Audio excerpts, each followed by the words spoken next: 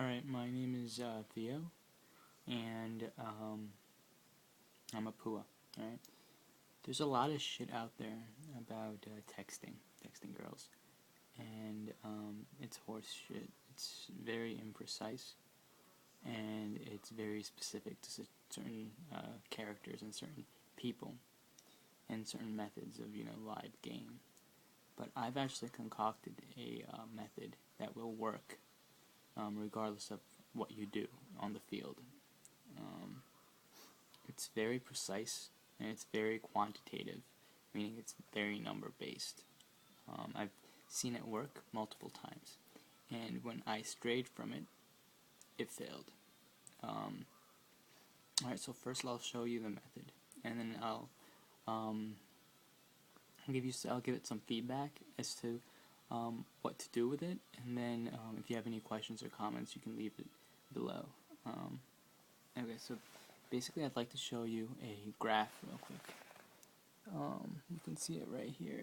If you want, you can pause the video, and just stare at that thing for a while. Alright, okay, so there's basically two axes. Right. There's two axes, right? Can you see it? It's kind of backwards right now.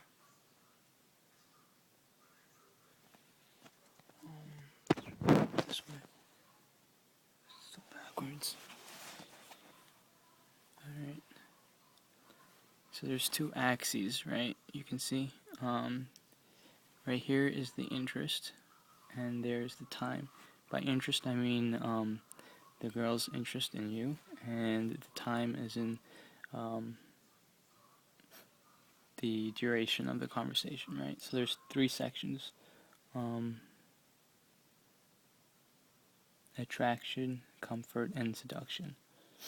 Okay, so basically, attraction starts off with a bait. That's very standard. It's a community thing, and basically, a bait is something that you say to get her to respond, and there's certain hardwired things you can say to get her to respond. Then is playful banter, and then sexual banter. I've given you some numbers here, right? Bait is 5% of your conversation. Playful banter is 60, and sexual is 35. They aren't random. They're actually the perfect combination that I've seen that worked. Okay, so exactly how do you do this, right? I guess that's the question. The spikes in interest, right? Like right here and right down there and right here, right? So there's three spikes, right? The first part, the beginning of part 1, beginning of part 2, and beginning of part 3. The spike in interest comes about with an introduction of a certain thing. For example, right here, it would be the introduction of the bait. Then it would be the introduction of roleplay fantasy, I call RPF. And then lastly, sex, like anything to do with sex, right? And that will create the third part, the third spike. So basically, it's come down to a very boring formula, right? So you first start off with guess what, right? And she'll say what, guaranteed. Some girls actually say what before they say who's this. They say what, right? And the last thing you want to do is actually explain to them a mystery, right? That's horse shit. You're not going to explain anything. They say guess what, right? And then you qualify them. You ask them a question, and this question is basically supposed to introduce the roleplay fantasy. And there's three parts to a roleplay fantasy, and I'll come to that in a bit.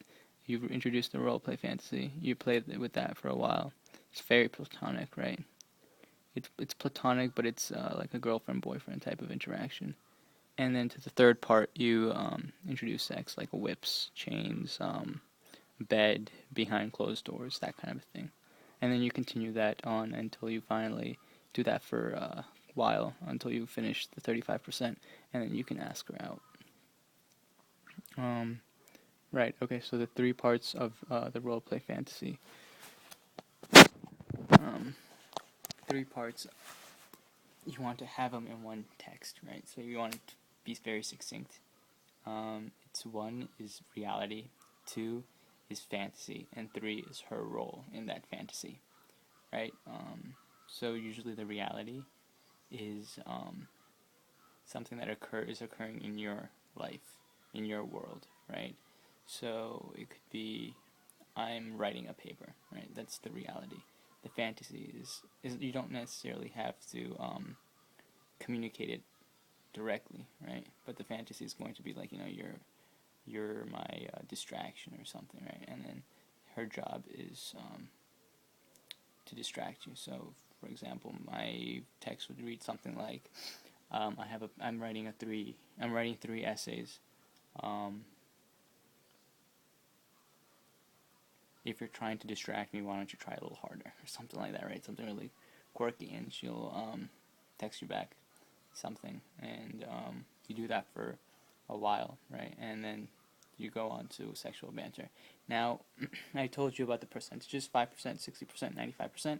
Usually, I keep my texts to 20 texts total that I send, so 40 texts in all, ideally.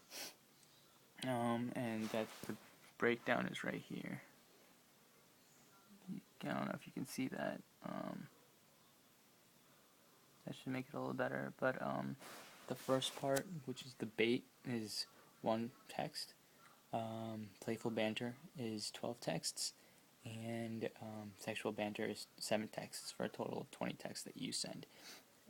It obviously shows she's not responding, then you send it again.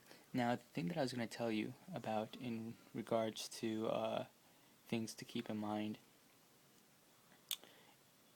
the biggest mistake that you can make is lingering in a phase for too long. I found this to be the biggest mistake. If you stay in bait too long, you stay in playful banter too long, even if you stay in sexual banter too long, right, she'll get bored and she'll stop texting you back. You want it to be continuous. Now, the 1-12-7 text thing that I told you about, it can work. It usually does work, and it's ideal. But you should keep in mind where you exactly are and where she is, and when she's ready to leave, when to let her leave, right? That's the biggest mistake that I've ever made in terms of texting using this method. It's totally new method. It's never been revealed, though El Topo has. It's based on El Topo's work because it's honestly the best model out there for this. So I've basically codified it, and I've used it myself. If you guys actually want to see a example of this, I can show it to you. Just ask for it on the comments, or I'll probably put it up on Simple Pick Up the forum, and you can look at it there. Yeah, but that's just about it. Again, if you have any questions or if you want to see something, just leave it in the comments below. Alright? It was great talking to you guys. Bye.